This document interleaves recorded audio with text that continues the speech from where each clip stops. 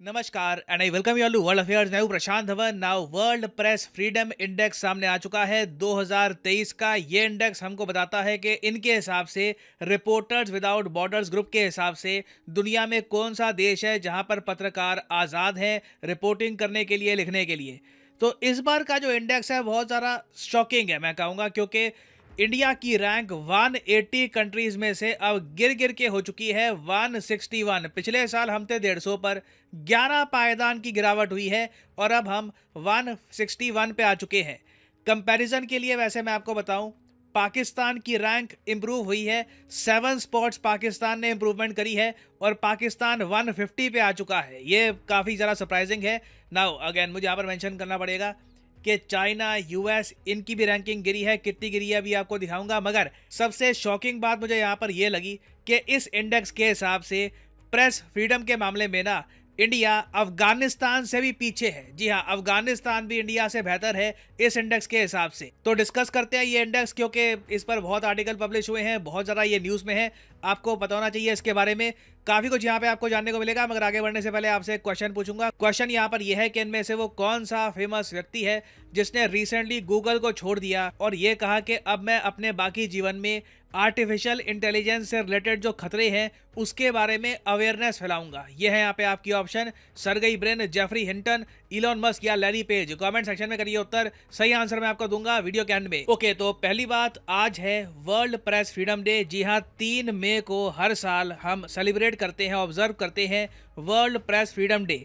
इस बार जो थीम है ये याद रख लीजिएगा: shaping a future of rights, freedom of expression as a driver for all other human rights. कि अगर बाकी सब ह्यूमन राइट्स का ध्यान रखना है तो फ्रीडम ऑफ प्रेस सबसे इंपॉर्टेंट है, क्योंकि फ्रीडम ऑफ प्रेस जहां पर होगी बाकी ह्यूमन राइट्स की जो कंडीशन है ये भी इंप्रूव हो जाएगी। नाउ अब हम देखते हैं रैंकिंग एशिया की। एशिया आप देखो तो बहुत ज़्यादा रेड कलर में आपको दिखेगा, क्योंकि इस रिपोर्ट के हिसाब से एशिया में प्रेस फ्रीडम की जो ओवरऑल कंडीशन है बहुत ज़्यादा ख़राब है। रशिया को आप देखो तो पिछले साल इनकी रैंक थी 155, अब ये हो चुकी है 164। 180 कंट्रीज में से 164 की रैंक। चाइना को आप अगर देखो तो बिल्कुल आप कह लो नॉर्थ कोरिया से एक कदम बेहतर है। दुनिया में सबसे खराब देश पत्रकारों के लिए इस रिपोर्ट के हिसाब से है नॉर्थ कोरिया, 180 में से 188 रैंक। फिर नॉर्थ कोरिया से एक पायदान आपको मिलेगा चाइना, 179 रैंक।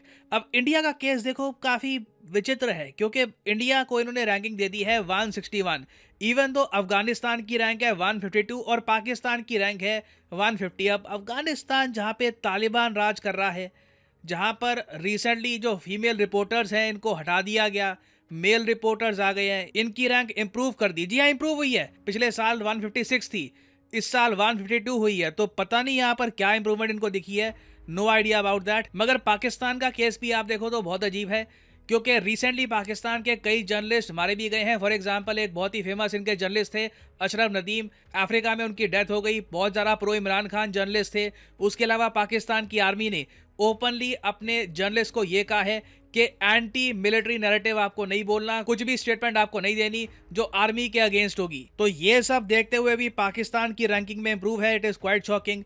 अब इंडिया का केस अगर हम देखें कि इंडिया के बारे में ये लोग कहते क्या है, मेन इनको इशू क्या है, तो देखिए यहाँ पर कैटेगोरिकली कहते हैं ये लोग कि इंडिया में इनके हिसाब से मीडिया की फ्रीडम कम होनी शुरू हो गई है जब से 2014 में नरेंद्र मोदी बने हैं देश के पीएम। ये लोग यहाँ पर कह रहे हैं कि 2023 में एक जर्नलिस्ट की भी मौत हुई है इंडिया में, और उसके अलावा 10 जर्नलिस्ट हैं, इनको डिटेन भी कर लिया गया है। फिर ऑफ कोर्स देखो, मेन यहाँ पर इन्होंने इशू उठाया है बीबीसी का, क्योंकि बीबीसी इनके हिसाब से बहुत ही इंपॉर्टेंट मेन सेंट्रल पिलर है जर्नलिस्ट का। तो बीबीसी के जो ऑफिसेज में रेड हुई है ना, उसको इन लोगों ने एक बहुत ही बड़ा इशू बनाया है। फिर एक इन्होंने यहाँ पर इशू उठाया है एनडीटीवी का।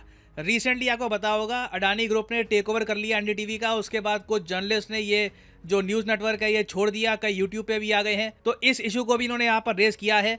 अब देखिए, क्रिटिसिज्म काफ़ी बार एक कंट्री को इम्प्रूव भी करता है, मगर इस पर्टिकुलर केस में ना जो आलोचना हो रही है, जो क्रिटिसिज्म है, ये थोड़ी सी ओवर द टॉप है। और इसलिए हो सकता है कि ओवरऑल कई लोग ना इस रिपोर्ट को इतना सीरियसली एक्सेप्ट भी ना करें, क्योंकि अफगानिस्तान जहां पे जर्नलिस्ट भाग रहे हैं यूएस में, यूरोप में, क्योंकि तालिबान ने ओपनली कहा है कि फीमेल जर्नलिस्ट को ये काम भी करने नहीं देंगे, चाहे रेडियो हो चाहे टेलीविजन हो, कहीं भी।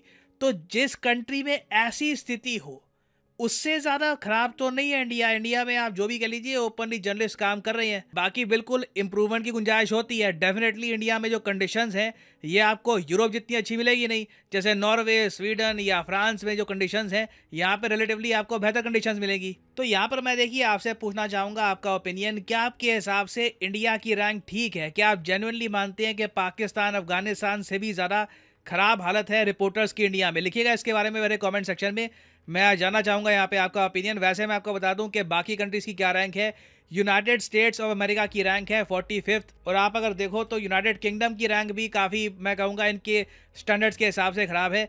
26वीं रैंक है इनकी। जर्मनी की है 21st रैंक। और जो टॉप 10 कंट्रीज़ की लिस्ट है ना, इसमें आपको सिर्फ एक ही एशियाई देश मिलेगा, ये है तिमोर लेस्ते। और यहाँ पे आप देख पाओगे इंडोनेशिया के पास ये देश है। एशिया का पार्ट ये माना जाता है, 13 लाख की आबादी है।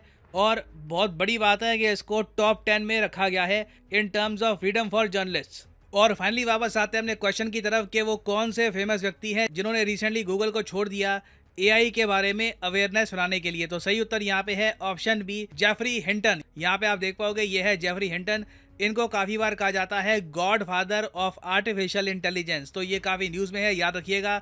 जेफरी हिंटन, इन्होंने रिसेंटली गूगल को छोड़ दिया है to spread awareness about the dangers of artificial intelligence. और फाइनली यहाँ पर मैं ये भी ऐड कर दूं कि लाइफ में अगर आप एक बार प्रॉपरली एक एग्जामिनेशन की तैयारी करना चाहते हैं, घर बैठे या काम करते हुए कहीं भी, तो अन अकेडमी के क्वालिटी कोर्सेज आप परचेज कर सकते हैं at a heavy discount. Simply जाइए कमेंट सेक्शन में, यहाँ पे आपको मिलेंगे एग्जाम्स के link. For example let's say आप प्रिपेयर कर रहे हैं यूपीएससी के लिए, तो यूपीएससी के लिंक पर यहाँ पे आपको करना है क्लिक, और यहाँ पे आप कर सकते हैं परचेज यूपीएससी का कोर्स, जिसके अंडर प्रीलिम्स और मेंस दोनों यहाँ पे आपके कवर होंगे। अगर आप चाहते हैं कि सिर्फ 3 महीने का कोर्स परचेज करना है या 6 महीने का फॉर द प्रीलिम्स, ये भी आप कर सकते हैं परचेज। मगर जो प्राइसेस यहाँ पर लिखे हैं ये कभी भी पे मत कर देना। सिंपली कोड यूज करो PD10 और अपने आप प्राइसेस गिरने स्टार्ट हो जाएंगे। You will be able to save a lot of money. So use the code PD10 and save money. So इसी नोट के साथ ये है वीडियो का अंत। Thank you for listening and as always God bless you all.